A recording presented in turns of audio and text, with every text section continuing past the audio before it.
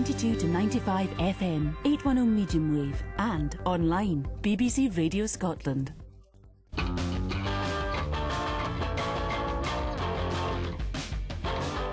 Have you ever wished you could get your brain to work just a little bit better?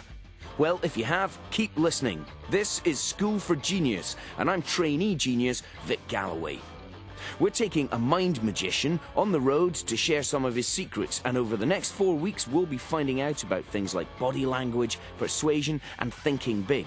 This week the subject is... what was it again? Oh yes, memory. A tricky area for most of us. Take my friend, musician Steve Mason. I have severe problems remembering lyrics. The one that I'm having most problem with at the moment is the current single. Like, I played on Saturday night and I sung the same verse 3 times. What can be done for someone like him? Well, we'll find out, and we'll see what some of the country's brightest young minds make of it all. I was kinda surprised because before I saw him do it I thought, well, that's kinda impossible. Good evening, ladies and gentlemen. You all having a good time so far? Yes. Excellent. My name is Drew McAdam. Drew McAdam describes himself as a mentalist. That's a mind reader to you and me, a stage performer whose act is based on his ability to psych out his audience and use his brain power to the max. Did you think you were being influenced at all in what was going on there? I felt no influence whatsoever. Okay, so how do you explain this then?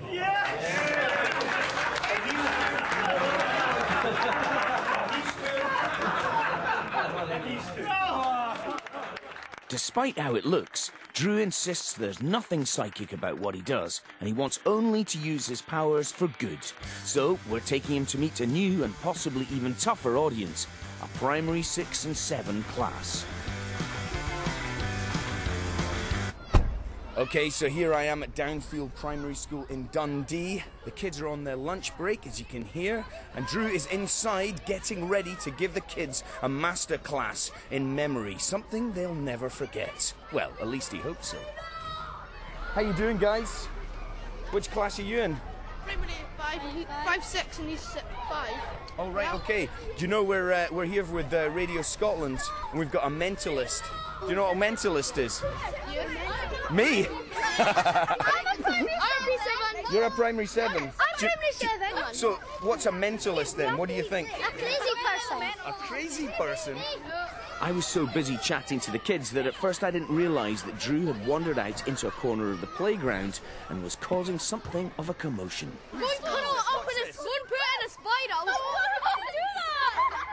Imagine if we just using the fork. What he was doing was taking people's spoons off them as they were trying to eat their lunch and bending them into weird shapes, apparently by mind power alone. He bends it without touching it.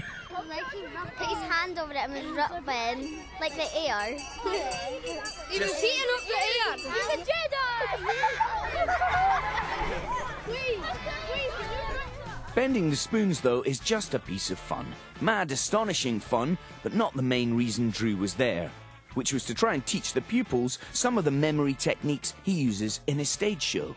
Well, the actual show itself would involve perhaps memorising a shuffle pack of cards in under 20 seconds and then the pack of cards being split between 2 people and then remembering who's got which cards and then getting faster and faster so they will throw the cards out. So it's quite an impressive memory stunt, but part of what I'm doing in the show is to say, look, I'm just an ordinary bloke. Everything that I do, anybody can do. It's just a case of studying and a bit of practice. This all sounds really useful and fun. Are you confident that you can help improve everyone's memory here? Improve their memory? Probably not. But to teach them how to use their memory in a much, much more efficient way that it appears that they actually have a superpower memory, yes, we can do that. Next, I wanted to catch class teacher Keith Pryor for a quick lowdown on his pupils, who were heading our way even as we spoke. They're reasonably hard-working, extremely well-behaved, just nice kids. Do you think they're going to react well to having a mind reader and a mentalist come into the class? I'm sure they will, because they've been looking forward to this for ages. Let me ask you a quick question. Have any of you ever tried to read somebody else's mind? No. Yes, no, yes, no. Okay. Would you like me to have a little... Excuse me, somebody talking at the back of the room there. Can you just stand up, please? Uh-oh. Drew's first victim was Keith, the teacher, who'd been trying to keep a low profile up the back of the class. Who's this gentleman? Mr. Pryor. Mr. Pryor, because you were talking there and not paying attention, we're going to use you for this experiment. Something I need to ask you here. Can you remember the name of your first ever girlfriend? Yes. Would we all like to know what that was? Yeah! Okay. Visualise the screen, and I want you to see the first letter of her first name on that screen, first letter of her surname. In other words, her initials. Seeing her initials, in your mind, just start saying her name over and over again. Try not to move your lips. First name, surname. Screaming it at me in your mind. See the initials. I'm writing down what I think is in your mind. Now, I've committed myself in writing. We didn't set anything up in advance, did we? We've never met. I've no idea. For the first time, tell everybody, what was the name of your girlfriend? Avon Neville. So her initials were? Y-N. In a big loud voice, tell everybody what's written down there. Y-N. Give him a round of applause, he did well. We never found out how Drew worked out Mr. Pryor's girlfriend's name. I guess that's a trade secret. But he did teach the class a system for remembering people's names, using the Motley Radio Scotland team as his subjects, beginning with, me. I want you to think about Vic and think about what's the most noticeable thing about Vic. Is the ring through his nose. Can you imagine a big V, a big letter V coming out of that? Okay, so that will remind you, V for Vic. This lady here is Lucy. Now I want you to see Lucy with her lovely white hair and imagine a loo seat round her neck. Okay, so we've got loo seat. What's the most noticeable thing here about Peter? He's bald. What does a mouse do? It goes pitter-patter, pitter-patter, and it sounds like Peter. So imagine a mouse going pitter-patter, pitter-patter, okay? This lady's name is Anne. What's the most noticeable thing about her? It's a beautiful smile, isn't it? Big smile. So I want you to imagine, with her name being Anne, that there are ants walking across her teeth. Okay? Have you all got that? We've got a V, we've got a loose seat, we've got a mouse going pitter-patter, we've got Anne. Let's go. What's that gentleman's name? Vic. What's the lady's name? Lucy. What's this? Yay! You all know her name. You see, it's easy to remember things if they're really silly in your head, if they're really bright. And the more foolish they are, the easier you remember them.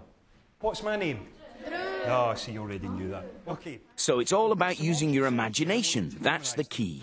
Next, Drew produced a tray with a collection of different items on it and called for a volunteer. Who would like to try this? Andrew? Are you Andrew? Andrew, hi there, I'm Drew. I'm going to teach Andrew how to memorise something, and I'm going to teach you all how to do it at the same time. Andrew, you take a seat there. Okay, we've got some objects on here. I want you to memorise them. There is a Wellington boot. There is a trophy. There is a crocodile. There is a sticky tape. There is a bus. There is a bird. There is sunglasses, torch, stapler, apple. Now, turn round. Can you give me that in order? Wellington boot.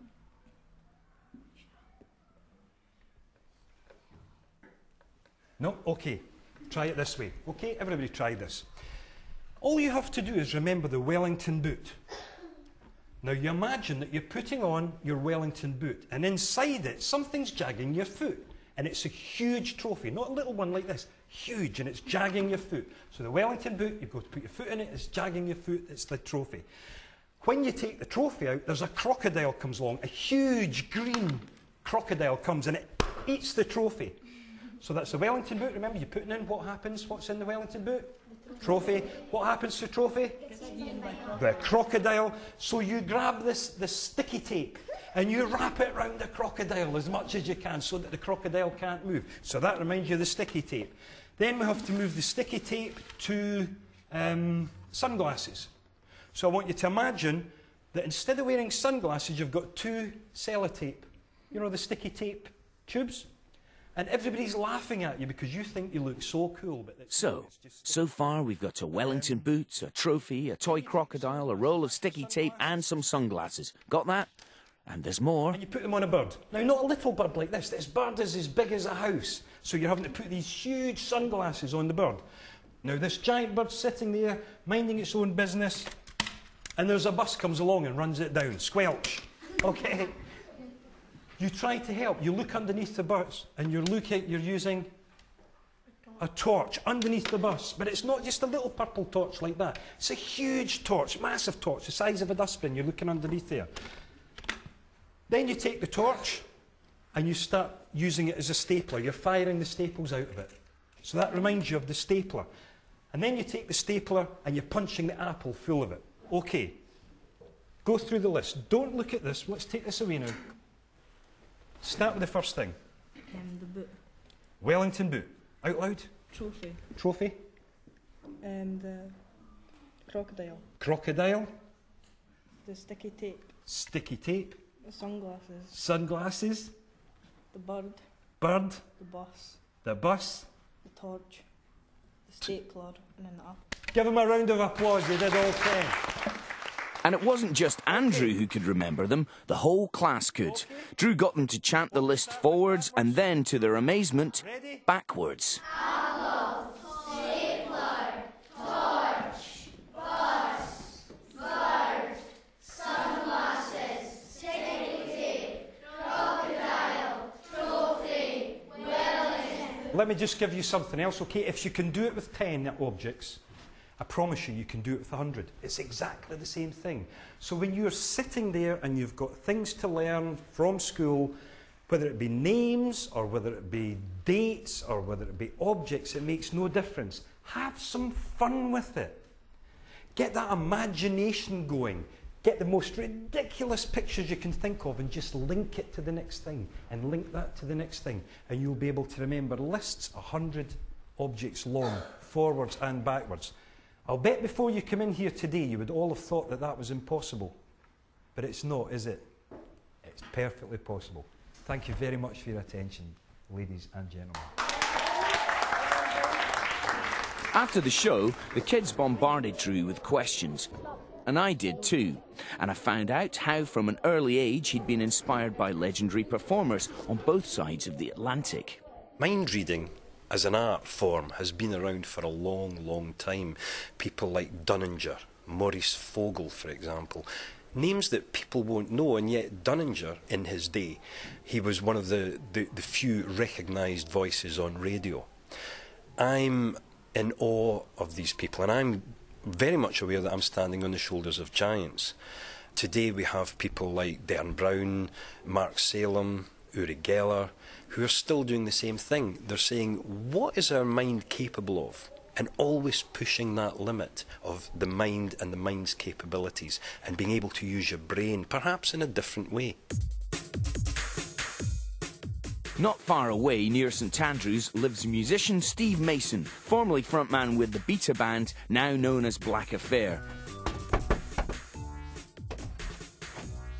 Hi there, Steve. Hello there. Steve writes all his own lyrics, but despite that, he has a big problem remembering them.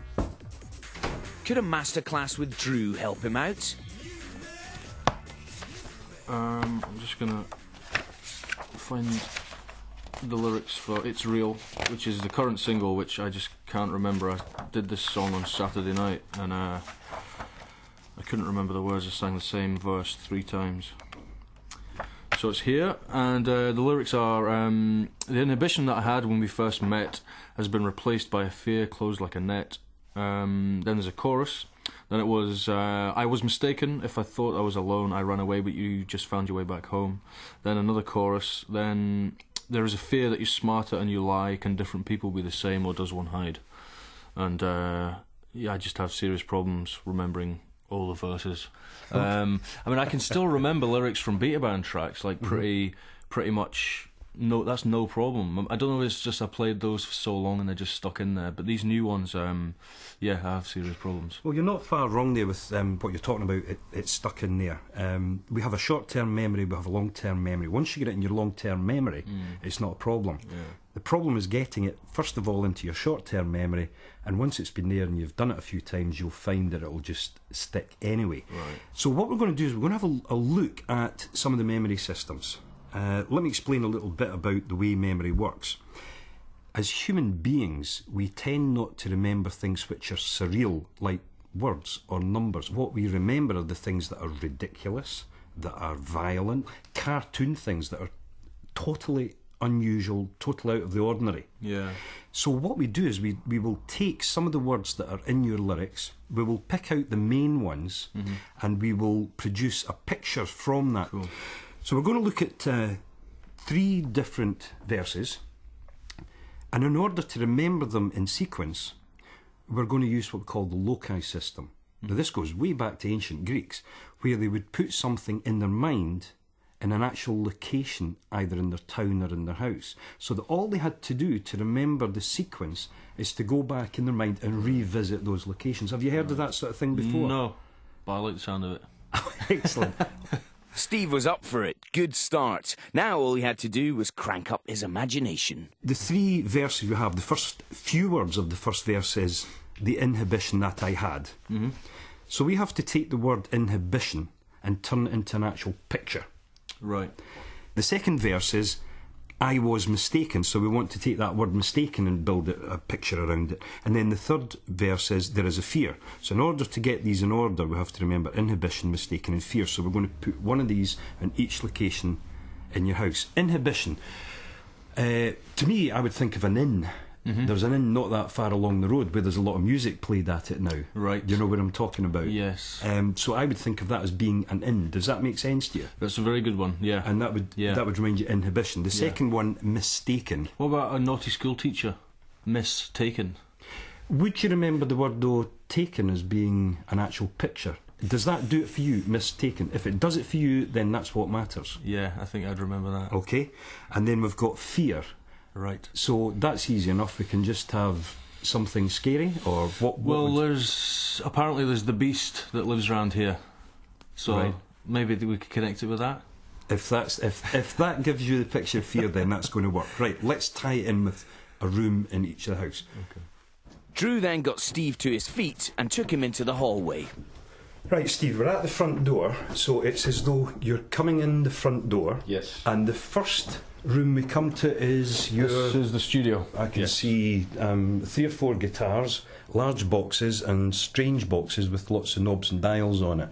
But I don't want you to see it as a studio, I want you to see that as an inn. Okay. Big picture, bright, the noise, all the rest of it going on. So what can you actually see in here? It's a nice traditional inn, like in the sort of olden days. So there's a big fat kind of barkeep guy with a massive beer belly, and he's probably chomping on a pork sandwich. There's wooden floors, a big fire, big old style tankards which everyone's got the name on. And some buxom bar women serving massive cheese sandwiches. Super. This man has got the most amazing imagination. This is going to be a piece of cake to you. Okay, so now that we've got the picture of the inn, Steve, what word does that put in your head? Inhibition. Inhibition. On to the second room. I'm not going to describe this, it's a typical guy's room. Well, it's not actually my bedroom, but it's kind of a walk-in closet. Okay, this is the second room, and this is the one we were talking about where you would walk in and in this fertile imagination of yours, you would see a school teacher, her name is... Mistaken. So we now know that the second room symbolically is the second verse. So we've got inhibition, mistaken, and now we'll go on to the third room. Okay. So we're in the kitchen now, where the fear lives. the fear. Yeah. So this was the beast. So I want you to actually see the beast sitting in here. You've got to visualise it just in your head. You're opening it. Okay. There it is, and it's the fear. The fear and the trembling, but the fear's the thing you need to remember. So would it work if I say I came in here and I was going to go and do the washing up and it was at the window? That would be great. If that's Right. what you see in your mind, then Okay. that's where it locks in. Now, those are 3 ridiculous images that we've built up, but Yeah. each one is the first word of each verse. Okay. So once you've sung the first verse, you've been in the studio, you're now in performance, you go into the second one and you see mistaken. Yeah. They come into the third one, you There see is the fear. Right. So you understand how this actually works. These Yeah. are ridiculous images. Yeah. So, to remember the word that starts each verse, Steve just has to take an imaginary walk around his house. And Drew explained that this is a technique that would also work well if you're doing public speaking and want to remember all the main points in the right order. Just think of a picture for each one and place them along a route you know really well. Sounds simple, or perhaps a bit crazy, but hey, it worked for those ancient Greeks. So, on with the actual lyrics. The line is, the inhibition that I had when we first met. What would the word had make you think of? You've got things like haddock. Oh, right, okay. Or haddy. Haddock's good. Yeah. Yeah. You've got an image of the haddock. Okay, Yeah. so let's use that for the next main word there. First met. When I hear the word first, I always think of a rosette with the big number 1 on it. First met. Oh, when you think of first. Yeah. And maybe the word meat. So first meats, I would imagine a big slab of meat Right, okay. Yeah. with a rosette on it. See, it's a ridiculous Yeah. image. Yeah, yeah. Okay. Okay, so now what we do is we link these together. So you walk into the inn, and hanging beside the host and the buxom wench that you saw there, along with the tankards, there's a massive haddock, and I do mean massive haddock, hanging from the ceiling. Right, okay. And you push the haddock, because it's hanging, and it starts to swing, and it knocks over a huge slab of meat which has got a rosette on it. See what I mean? It's ridiculous, but that reminds you of the inhibition that I had when we first met. Got it? Yes. Now, just covering that up. This is going to be mental when I next sing this song live in a few weeks' time. Well, the point is, you're doing it this way just now, but it's only to get it into your short-term memory. Right, okay. And what you'll find is that as you're doing it, the images start to fade and you don't need them anymore, Right. and it'll be exactly the same as you did it with. Right, okay. Okay, so let's If Steve's mind was boggling by then, well, he went on to create images of a replicant from Blade Runner shivering with fear, a fiver running down the road with a great big bottom, and a silverback gorilla smashing a huge stone through his roof. Salvador Dali, eat your heart out. But would it work? Would he be able to remember those lyrics? Okay, Okay. how confident do you feel about doing this now? I'm worried, I have to say. Good. I'm going to close the book. Right. I'm going to hide this away. I want you to imagine coming in your front door. Right, okay. So the inhibition that I had when we first met has been replaced by a fear closed like a net. Now you go into your spare room. Spare room. I was mistaken if I thought I was alone. You ran away, but you just found your way back home. You go into the kitchen. There is a fear that you're smarter and you lie. Can different people be the same, or does one hide? Thank you very much.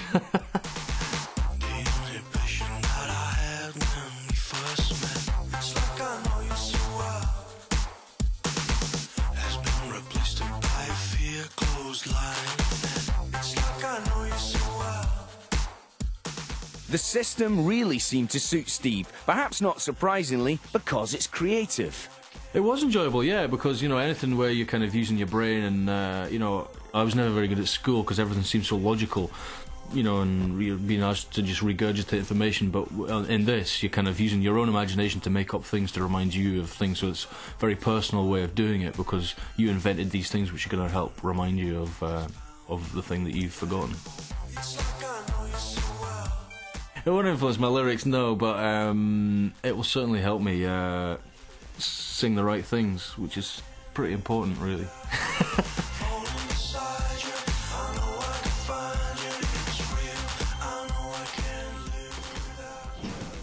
Back at Downfield Primary, as Drew had promised, everyone could recall all the objects on the tray, even after the class.